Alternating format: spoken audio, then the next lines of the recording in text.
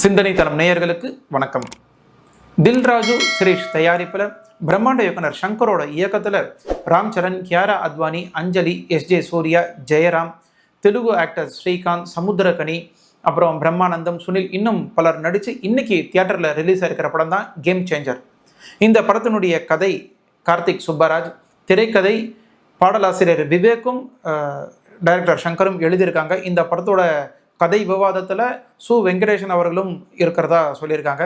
இந்த படத்தினுடைய எடிட்டர் ஷமீர் முகமது, அப்புறம் ரூபன், இசை தமன், சினிமாட்டோகிராஃபர் திரு, அப்புறம் stunt choreography Anbariv, dance choreography Prabhudeva, Ganesh Acharya, Bosco Martis, அப்புறம் சாண்டி, ஜானி மாஸ்டர், இவங்கெல்லாம் சேர்ந்து பண்ணியிருக்காங்க. இந்த படத்தினுடைய கதைக்குரு என்னென்னா, ஆட்சியாளர்கள் அரசியல்வாதிகள் இருக்காங்க இல்லையா, அவர்களை விட ஐஏஎஸ் படித்த அதிகாரிகளுக்கே மிகவும் பலம் அதிகம் அப்படின்னு சொல்லுது.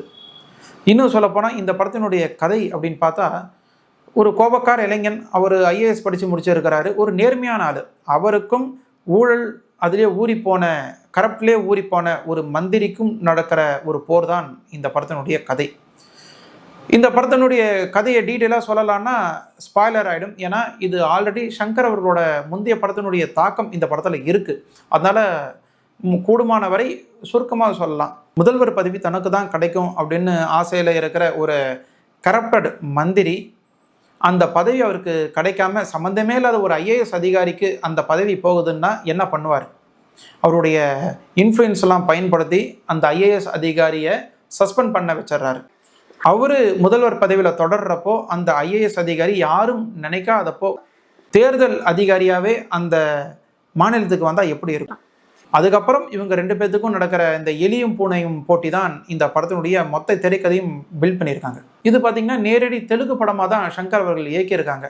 நம்ம பார்க்குறது டப்பிங் படம் தான். அதனால் அந்த வித்தியாசத்தை முதல்ல நம்ம உணரணும். ஏன்னா ஒரு வீட்டிலேயே ஒவ்வொருத்தருக்கும் ஒவ்வொரு டேஸ்ட் டிஃப்ரெண்ட்டாக இருக்கும். அதே மாதிரி தான் நம்ம மாநிலங்களில் கூட டிஃப்ரெண்ட்டாக இருக்கும். கன்னடத்தில் ஒரு மாதிரி ரசனை இருக்கும், தெலுங்கில் ஒரு மாதிரி ரசனை இருக்கும், அண்ட் தமிழ்நாட்டில் ஒரு மாதிரி ரசனை இருக்கும். ஆனால் உணர்வுகள் எல்லாமே ஒன்று தானே தவிர்த்து அந்த அவங்க பார்க்குற அந்த கல்ச்சர்லாம் கொஞ்சம் டிஃப்ரெண்ட்டாக தான் இருக்கும். அதை நம்ம மனசில் உள்வாங்கிட்டு தான் இந்த படத்தை பார்க்குறோம்.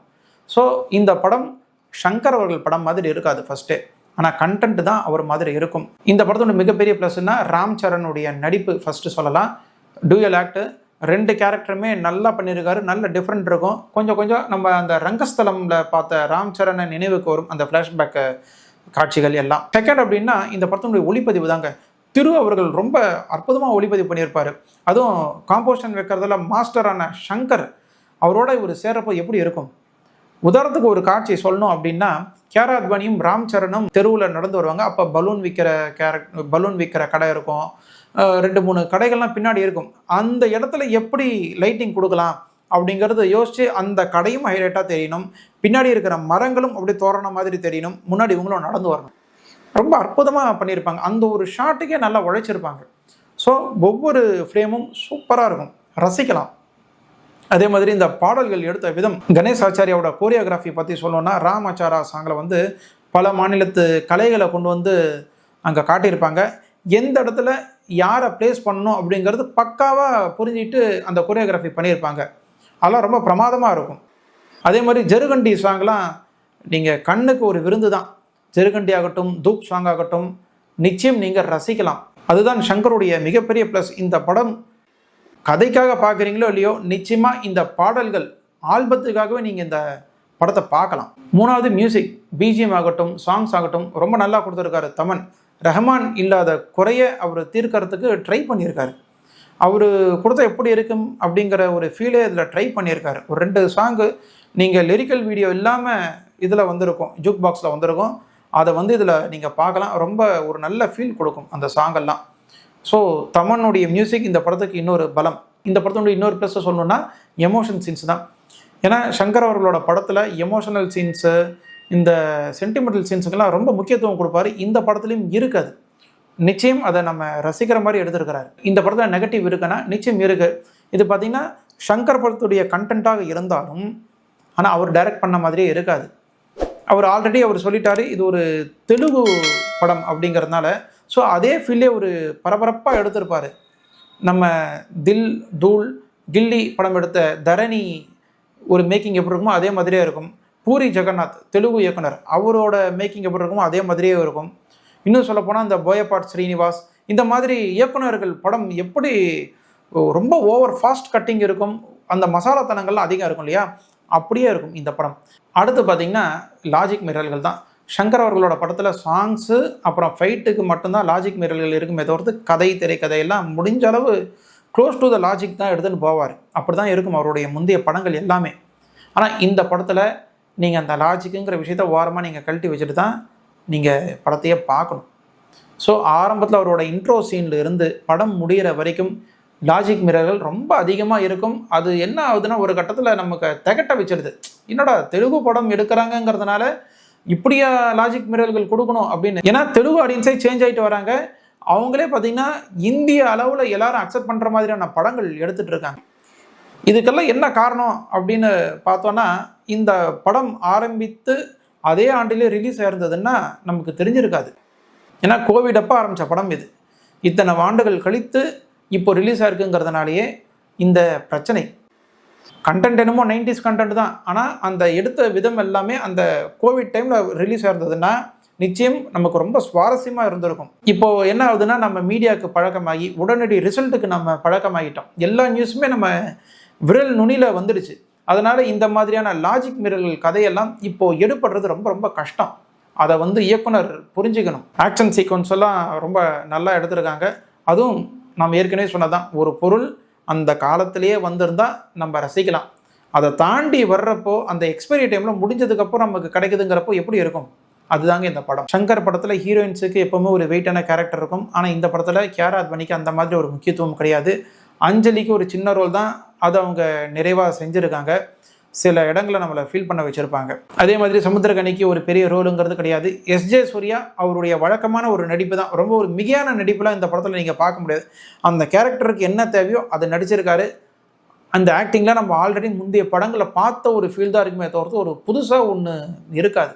ஜெயராம் ஒரு சீரியஸான இடத்துல இருந்தாலும் அவர் காமெடி பண்ணிட்டு இருப்பார். இந்த படத்தில் ஜெயராம் ஒரு காமெடியனாக தான் காட்டுறாங்க.